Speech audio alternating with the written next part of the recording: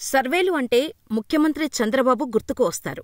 అయితే ఇప్పుడు deputy CM Pawan Kalyan కూడా ఆయన దారిలోనే పయనిస్తున్నట్టు కనిపిస్తున్నారు. ఎప్పటికప్పుడు ప్రభుత్వం, ఎమ్మెల్యేలు, మంత్రుల పనితీరుపై నివేదికలు తెప్పించుకునే ముఖ్యమంత్రి చంద్రబాబు అప్పుడప్పుడు సీక్రెట్ సర్వేలు నిర్వహిస్తారన్న విషయం తెలిసిందే. ఈ విధంగానే తన ప్రభుత్వం ఏర్పడిన 100 రోజులకు మంత్రులకు పనితీరు ఆధారంగా ర్యాంకులు కేటాయించారు సీఎం చంద్రబాబు. అయితే దీని నుంచి స్ఫూర్తి పొందారో లేక తమ ఎమ్మెల్యేలు పనితీరు ఎలా ఉందని తెలుసుకోవాలని భావించారో కానీ డిప్యూటీ సీఎం పవన్ కళ్యాణ్ కూడా ఓ సర్వే జరిపించారని పొలిటికల్ సర్కిల్స్లో టాక్ వినిపిస్తోంది.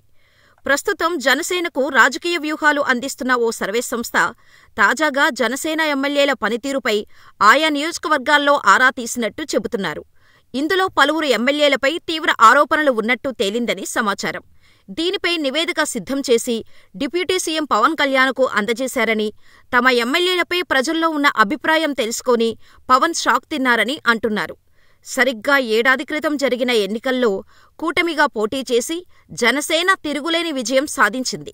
పోటీ చేసిన అన్ని స్థానాల్లో గెలిచి 100% స్ట్రైక్ రేట్ అంటూ ఇప్పటికీ గొప్పగా చాటుకుంటోంది.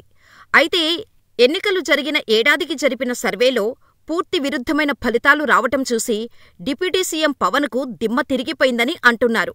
ప్రధానంగా గోదావరి జిల్లాలకు చెందిన కొందరు ఎమ్మెల్యేలపై తీవ్రమైన ఆరోపణలు ఉన్నాయని సదరు సర్వే టీం నివేదించినట్టు చెబుతున్నారు. బంధుప్రీతి, అవినీతి, లిక్కర్, శాండ్ మాఫియాలకు నాయకత్వం వహించటంపై ఎమ్మెల్యేలు విమర్శలు ఎదుర్కొంటున్నట్టు కథనాలు వస్తున్నాయి. దీంతో అలర్ట్ అయిన డిప్యూటీ సీఎం పవన్ ఆరోపణలు ఎదుర్కొంటున్న ఎమ్మెల్యేలతో వ్యక్తిగతంగా మాట్లాడాలని నిర్ణయించుకున్నట్టు చెబుతున్నారు.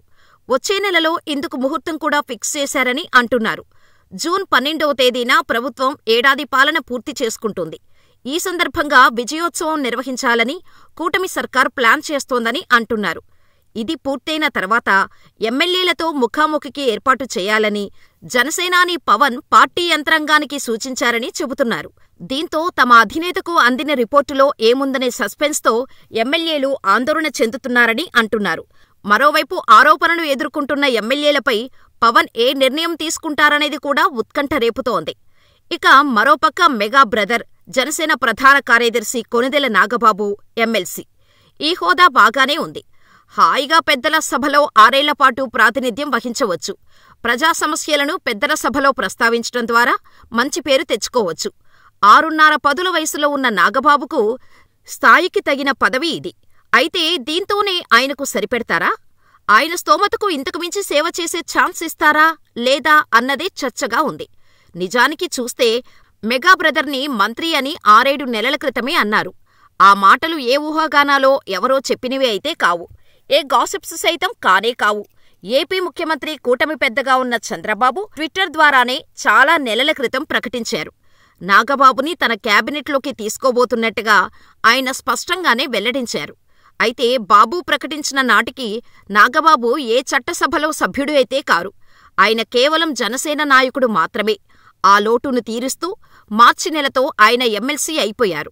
ఆ మీదట మంచి రోజు చూసుకొని ప్రమాణం కూడా ఎమ్మెల్సీగా చేశారు. ఇక ఆయన ఎమ్మెల్సీ 2 నెలలు పూర్తయింది కానీ మంత్రి పదవి అయితే కనుచూపు మేరలో కానరావటం లేదు అంటున్నారు. నిజానికి అప్పట్లో జరిగిన ప్రచారం బట్టి చూస్తే కనుక మార్చి 30న ఉగాది పండుగ వేళ నాగబాబు మంత్రి అవుతారు అని అంతా అనుకున్నారు. మధ్యలో ఏప్రిల్ 30, మే 30 కూడా పూర్తయి క్యాలెండర్లో కాగితాలు చిరుగుతున్నాయి. కాని నాగబాబు మినిస్టర్ కాలేకపోతున్నారు. ఇక చూస్తే జూన్ నెల 12తో కూటమి ప్రభుత్వం తొలి ఏడాది పాలన పూర్తి చేసుకోబోతోంది. దాంతోపాటు అనేక కార్యక్రమాలను కూడా ప్రకటించనున్నారు.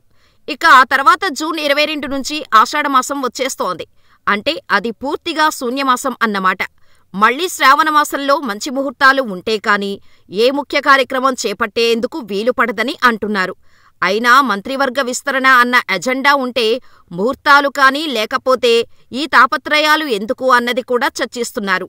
బొత్తిగా ఏడాదికే ఉన్న మంత్రులను తప్పించి కొత్తవారికి ఇవ్వాలన్న ఆలోచనైతే కూటమి పెద్దలకు లేదు అని అంటున్నారు. కేవలం నాగబాబు కోసం రీషఫలింగ్ చేసినా చాలామంది ఆశావాహులు ముందుకు వస్తారని, అలా చూస్తే కోరి తేనె తుట్టెను కదిపినట్టు అవుతుందని అంటున్నారు.